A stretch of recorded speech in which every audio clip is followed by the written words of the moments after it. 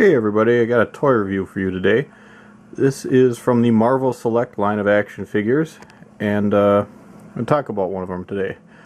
First I'm going to start with is the packaging, and these all come in pretty standard packaging. You got this nice little fold out here that actually has some artwork of the character you're buying, and other than that it's just your normal kind of bubble packaging. The inserts for the character and the accessories would be is obviously not in there, but and then the back has just some info about the character. Obviously this is Deadpool's case, but we won't be talking about him today. Today we're going to be talking about Wolverine. One thing to note about the packaging is that if you get these, you're going to have a lot of twist ties to deal with. This is just from 3 figures. This is quite a bit of unraveling, but alright, so let's go over to the figure itself.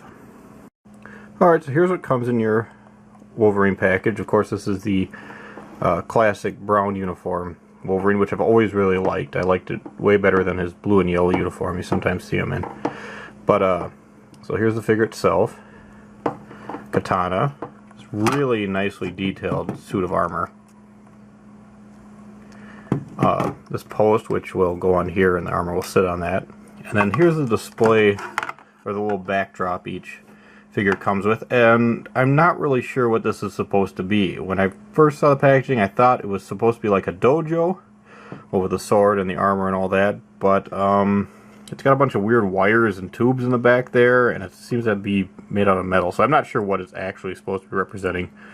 Maybe some of you are more familiar with the comics can tell me, but I'll show you how it kind of sets up and how you can display it. Okay, so here it is all set up in its glory. You see the armor sits on that post I was showing you earlier. It just snaps into a little hole built for it in there.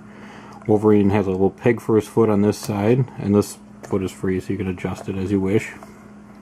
The katana slides into the back here. That little pole so this comes out. You can adjust it as you wish or take it off if you want. What's odd is they gave him a sword, but his hands actually are, if you can see it there, they're filled in, so he can't actually grab anything, including the sword he was packaged with. But I guess Wolverine really doesn't need a sword of any sort. But kind of weird that they packaged him with something that's only supposed to sit in the base. But now that I've shown you kind of the effect of it standing here, let's take a look at the figure itself. As far as action figures go, this series, they do not have a ton of mobility. They're definitely, I think, meant to be put on these stands and just kind of displayed. So if you're buying this for your kids who like to really, you know, act out stuff with their figures, there's probably better options, since, you know, a lot of those have more articulation. But basically his arms can kind of move side to side. His legs sort of step out like so, but not too much. I mean, really, he's not meant to be put into a whole ton of different poses. But the detailing on him is wonderful. Everything from the belt to the wrinkles in the uniform to ginormous muscles, apparently. And also, you know, even the side stuff, like I was saying, this suit of armor is just amazingly detailed. Front and back. Whoa! I nearly got stabbed by my own samurai sword. But just really nice. Pretty impressive. This is one of the more no-frills characters. And I'll show you what I mean by that when we take a look at Deadpool in the next video. But as far as these go, he doesn't have a whole lot of accessories, really.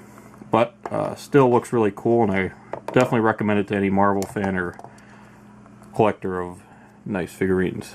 Alright, thanks for watching this, and I hope to have the Deadpool video up pretty soon.